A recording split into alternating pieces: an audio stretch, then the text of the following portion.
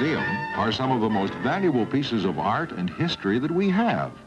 These beautiful silver bowls and goblets were made by the famous American patriot, Paul Revere. Tell him about the ride. Tell him about the ride. I was there, you know. Of course, Paul Revere is most famous for a ride he made. I told you. You'll see. He couldn't have done it without me. A ride from Boston, Massachusetts, all over the countryside to warn the people that the British were on the march. The British are coming! The British are coming! That's what he said. By this time in the mid-1700s, the 13 colonies had begun to argue with the powerful mother country, England. The colonists had begun to lead their own lives. They didn't know it, but they were becoming Americans. Secret organizations were formed to spread the word and spirit of freedom among the colonists. They even had secret hiding places for their meetings. Shh. Shh. One of their most trusted messengers was Paul Revere, a Boston silversmith who loved galloping across New England with messages from one leader to another, until suddenly, British soldiers were sent to keep order in the colonies. Paul Revere was no longer a messenger. He was a spy. I regret that I have but one tale to give for my country. One of the patriot leaders Paul worked for was Sam Adams. Sam, Paul, and others, disguised as Indians, went charging up the gangways of 3 ships in Boston Harbor, and they had themselves a tea party. Woo, woo, me Indian, me do rain dance. Hey, it worked. Yikes, my disguise. From a waterfront conversation, the word leaked out. The British were going to march on Lexington and Concord, arrest Sam Adams, and destroy a secret ammunition storehouse. They expected no resistance. But Paul Revere heard, and he knew he must warn the Minutemen, the good farmers of Lexington and Concord. Paul met with a friend and arranged for a signal to be sent from the tower of the Old North Church. 1 light if the British were to start their march by land, and 2 lights if they were coming by sea. Paul silently left the Old North Church, dodged down back alleys, climbed into a rowboat, and silently rowed across the bay. A British man-of-war swayed gently at her moorings, but Paul made it to the other side. Alone, he waited in a dark stable for hours. What do you mean, alone? I was there. I was the one who saw the signal. There. 1 light. They're marching by land. This way, Paul. Let's go. 2 lights. They're coming by sea. That's all I wanted to know. 2 lights? Hey! Wait for me! Hey! Through the gloom and the light, the fate of a nation was riding that night. By 12 o'clock, Paul Revere crossed the bridge into Medford. The village clock read 1 when he arrived in Lexington. At 2, he was in Concord. All along the route, he called to the people. The British are coming. Defend yourselves. Defend liberty and freedom. The British are coming. And the people responded. The next morning, the only ones surprised were the British. The Minutemen stood and fought, and the British retreated in confusion. Paul Revere's warning had come in time. The first battles of the American Revolutionary War had been fought. There were other riders that night, but because of a poem written by Henry Wadsworth Longfellow, the man we remember most is Paul Revere. And who do you think helped Longfellow write that poem? Henry Wadsworth Longfellow. The most, that's who. But that's another story.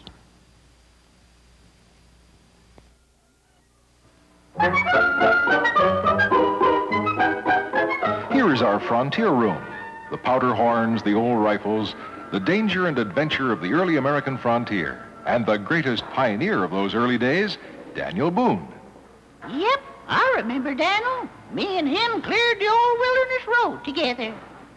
Ah, them was the days. But now they're gone. Old tick liquor here's rusted, only good for gathering dust. But someday she'll fire again. On November 2nd, 1734, Daniel Boone was born in a log cabin in Pennsylvania. Boone's parents owned a small farm, a weaving establishment, and a blacksmith shop, and Daniel helped with the farming. Daniel's father bought additional farmland miles from their home, and there Daniel went to live and work. Here he began to learn the ways of the forest. Uh-oh. Friendly Indians lived near the farm, and from them, Daniel learned Indian habits so well that many years later, when he fought them, he knew all their tricks. When he was 12, he began to hunt with a rifle his father had given him. He became a skilled woodsman with a quick hand and a keen eye.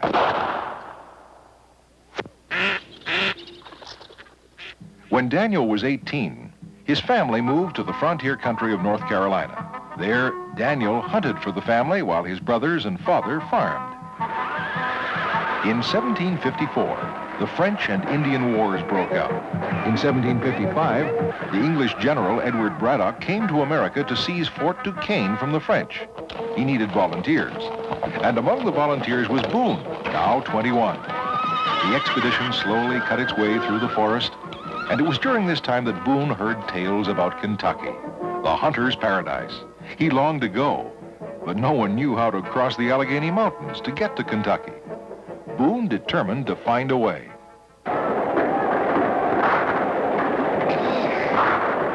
The French and Indians attacked. Braddock's army fled, and Boone escaped.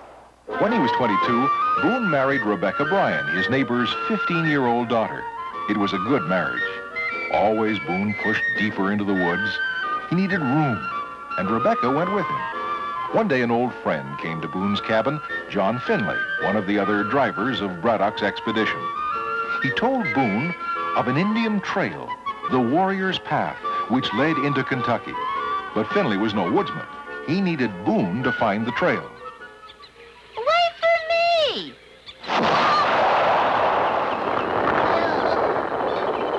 Boone found the trail. Indians on the warpath had used it for centuries. Through the Cumberland Mountains, at Cumberland Gap, then into Kentucky.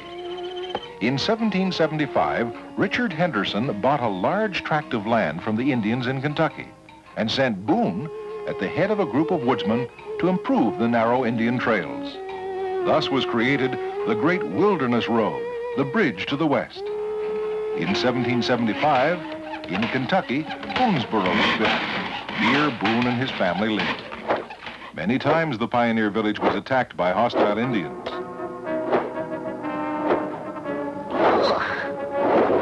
Many times after that, Boonesboro was attacked, but each time the Indians were repelled. Boone went through many other adventures and died at the age of 86.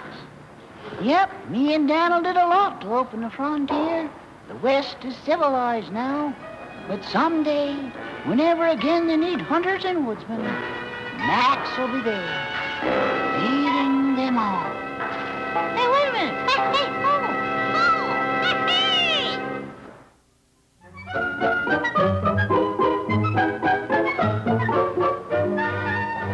Here is our room of American folk heroes. And here we find the story of Johnny Appleseed, who planted apple trees wherever he went. I remember Johnny. He was a good guy. Never hurt anybody. Kind to animals. Everybody loved him. Why, he was as American as apple pie. 150 years ago, the American frontier was just opening. People were moving west, setting up farms, planting, harvesting. All sorts of things grew, corn and wheat, maple trees and oak trees, but something was missing. Banana trees? Apple trees. The only place apple trees grew was in the east. John Chapman was a young man at this time, and he had a way with living things. His apple trees were the biggest in the land, his vegetables the tastiest. Some people said he could even talk with the animals. Talk with the animals? In English? Now I've heard everything. All the time, folks were leaving apple country and heading for the wilderness. But Johnny stayed where he was, taking care of his apple trees. Probably talk to them, too. Johnny gave his apples away and hoped that the pioneers would plant the seeds. But there were many people heading out, and Johnny knew that his orchard was too small to supply them all with seeds. So he decided to go west himself, getting seeds wherever he could and giving them away to the people he met. He filled a sack with seeds, put an old kettle on his head so he could have a hat and a cooking pot all in one, and then he set out. Pretty soon people began to call him Johnny Appleseed. He soon ran out of seeds. Only one thing to do. Want some orange pits? The farmers used to press their apples to make cider, and the seeds were thrown away. So Johnny asked the farmers for the seeds. All winter he gathered the seeds, and in the spring he gave them away. Johnny was happy for a while, but often a pioneer would return east, and Johnny would find out that the man forgot to plant the seeds, or the trees died. So Johnny Appleseed decided to plant the seeds himself. He left his boat and started walking. He'd plant his seeds in the little corner of a pioneer farm. And the pioneer families would invite him in, for folks were kind to travelers in those days. And then he'd be off again. He was friends with everyone, with the Indians, the pioneers, even with the wild animals. For Johnny never harmed any living creature. One day, Johnny found a great wolf caught in a trap. Unafraid of the sharp teeth, Johnny freed it. He bandaged the wolf's leg and took care of it. And when the wolf was better and Johnny got up to go, It ate him up. the wolf went with him, and they were always together after that.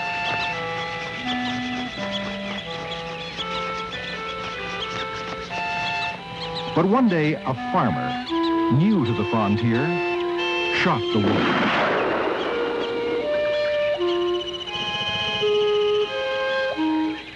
Johnny was tired, and he missed his old friend Wolf. He lay down against an apple tree and closed his eyes. The next day, a woodsman came upon a strange sight, the still body of an old man, and all around, a circle of wild animals. Yeah, Johnny Appleseed was quite a guy. Next time you eat an apple, think of Johnny. And don't throw away those seeds. Johnny's bag is empty now. But someday...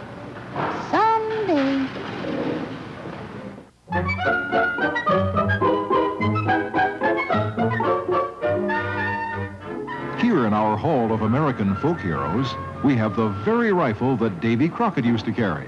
Old Betsy, he called it. Davey was an amazing fellow. Woodsman, Indian fighter, even congressman. Oh, Davy and me was great pals. Shooting Indians and hunting raccoons and trapping bars. Ah, I'll never forget them days. Ah. Davey Crockett was born in Tennessee in 1786. The country was pretty wild in those days, and young Davey got to know the forest and its creatures like the back of his hand. He learned to recognize the tracks of wild animals. A bear, I'd say. He practiced moving through the forest silently, learned to read the signs of a broken leaf or a bent twig, learned patience. He'd have to wait for hours maybe for game to come into range. And when it did,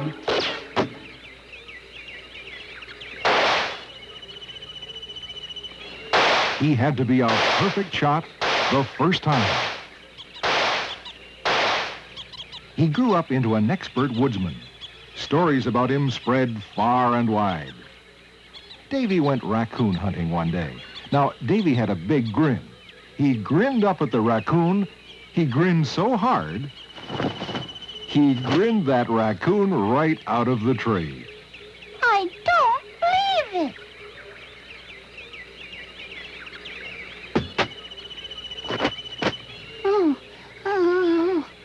From that day on, Davy did all his raccoon hunting by grinning at him. It got to the point where he didn't even have to grin.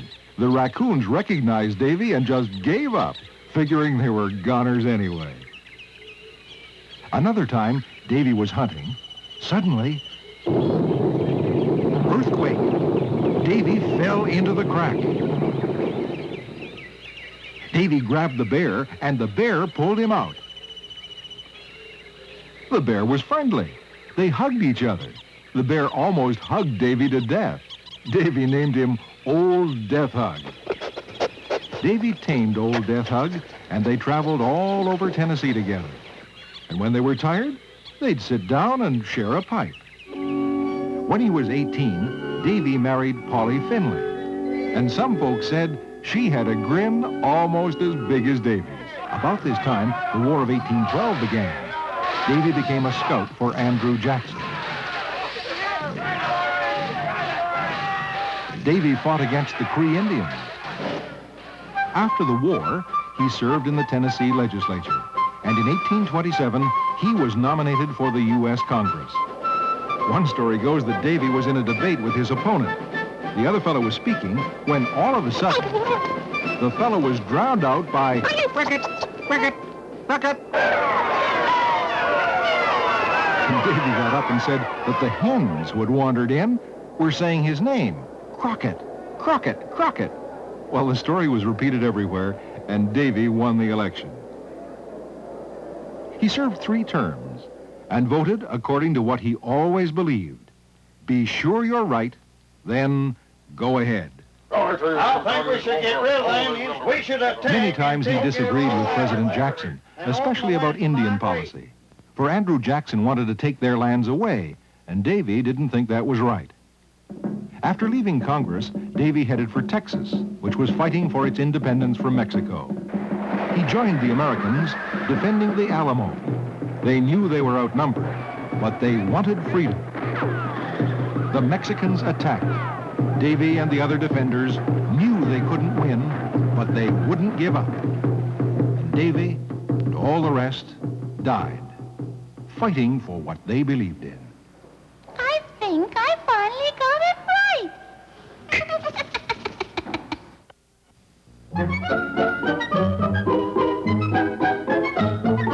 Does this seem like a strange place to begin a story about freedom? Well, the horse here stands for a man so free, so unbroken and strong that he inspired his people to rise up like a roaring stampede across the great American West.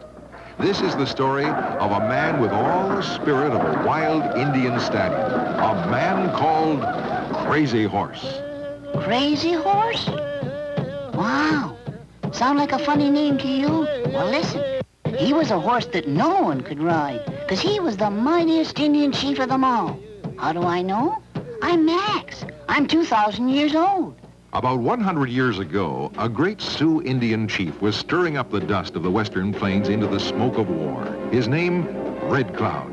After years of peace, 39 Indian Sioux were hanged in Minnesota, and the trouble spread west to Wyoming, where Red Cloud, bent on revenge, thundered onto the prairie with a handful of young chiefs. Among them was Crazy Horse.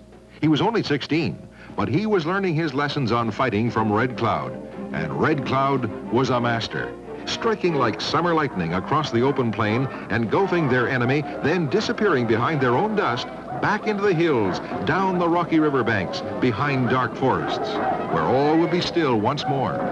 The army, with their much larger horses and ponderous equipment, was unable to pursue, and so the trouble continued for years.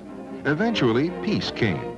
And by terms of the treaty, the Sioux were given practically all of a place called the Dakotas. You see, the name Sioux was only the name they were called by the French. Their real name for themselves was Dakota.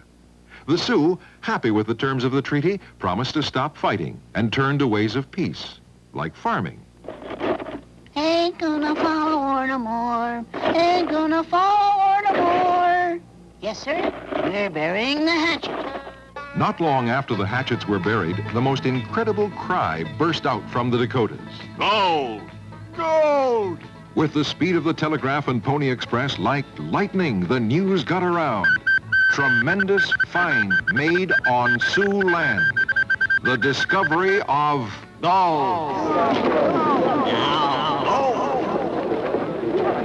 The year was 1876, and Crazy Horse knew it meant trouble. The treaty was finished, torn up.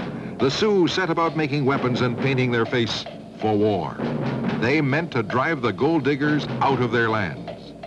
But the gold diggers had friends. They had, in fact, an army. But the brave chief refused to quit. In fact, he attacked. On a fine June day at Rosebud Creek, Crazy Horse, with 1,200 Sioux and Cheyenne allies, came thundering out of nowhere, caught the army flat-footed, and forced them to give up, to retreat. But Crazy Horse knew the Rosebud was only a temporary victory. Needing more allies, he sent hurried messengers to get them. Look, message from Crazy Horse. Chief Sitting Bull, I presume? Thus, an important alliance was formed. Chief Sitting Bull and his band of braves promised to join up with Crazy Horse at a place called the Little Bighorn River, which is precisely the place where another army force, under the command of none other than the famous General George Armstrong Custer, was heading. On June 25th, 1876, the forces met, collided head-on, and what happened is American history, written by two armies of valiant Americans, Pioneer and Indian. The Indian won that day, but there weren't many more left. Other armies came. Soon Sitting Bull retreated into Canada, and Crazy Horse, he was too proud to retreat. He stayed and fought for his land until all his allies left him, until he was finally beaten. So the horse is here to remind us of the man whose daring deeds helped mold one of the proudest traditions of the American West, the spirit of freedom. The man called Crazy Horse. Well, I knew him, and I say he wasn't crazy. And you? What do you say?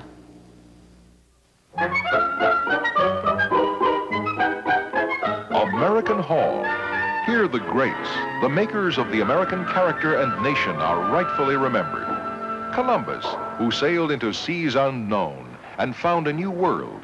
Washington, indispensable leader who beat the British and brought together a nation. Lincoln, who kept that nation whole. And him? Well, once he did more to spread the name of young America throughout the world than any explorer or soldier or president. Hi! Can you guess his identity? Psst. Hey, it's me, Max the Mouse. No, it's not a big rock and roll star. It's... Right! It's Buffalo Max. Ta-da! Just around the turn of the century, this buffalo you see here came to symbolize all that was wild and exciting in the American West. Roaming wide and free over the Great Plain, he was constantly hunted by Indians, pursued by civilization. So he finally moved east, taking his West with him, a feat which probably saved him from extinction. But this is the story of a man whose world reputation for adventure earned for him forever the nickname Buffalo Bill Cody, P.T. Barnum of the Plains. Yahoo!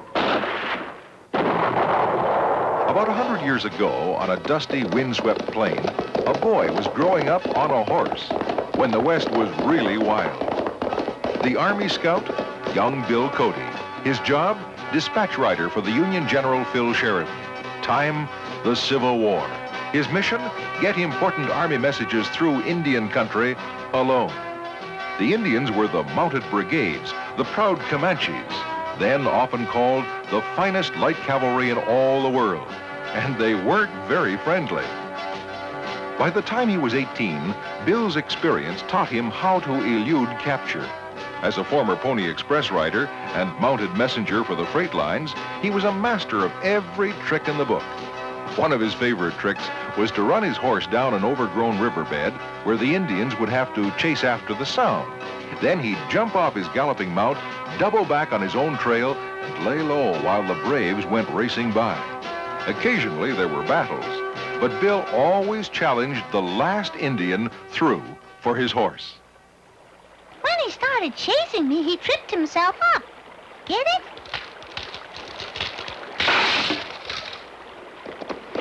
After the fall of the Confederacy, Bill left the Army, got married, and went a-working for the Kansas Pacific Railroad.